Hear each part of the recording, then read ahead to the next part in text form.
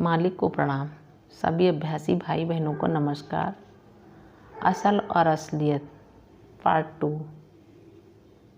ध्यान के बाद बाबूजी महाराज ने उसकी व्यक्तिगत जानकारी ली, जैसे नाम, वह क्या कर रहा था, कहाँ पढ़ाई कर रहा था आदि।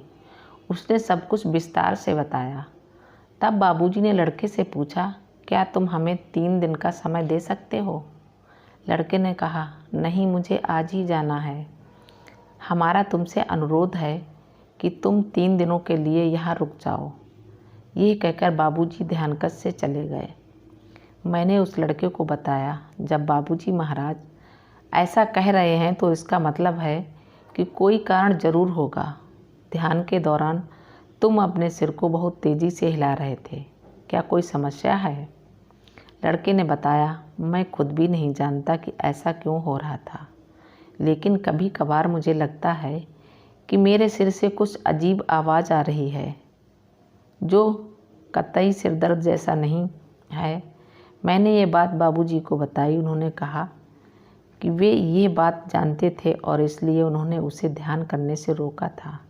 वे बोले, यदि वह लड़का 3 दिन तक यहाँ रहेगा तो बेहतर होगा।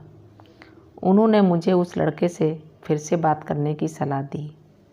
जब मैंने इसके बारे में उस लड़के से बात की तो वह रुकने के लिए तैयार हो गया। बाबूजी शाम को आश्रम पहुँचे और उसे सीटिंग दी।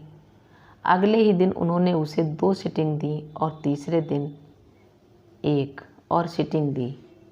हर एक सीटिंग के बाद लड़के को बेहतर महसूस हुआ। तीसरे दिन शाम को लड़का पूरी तरह से बेहतर था और उसे समस्या से मुक्ति मिल गई थी। तब बाबूजी ने उसे बताया कि उसके भीतर ब्रेन ट्यूमर विकसित हो रहा था।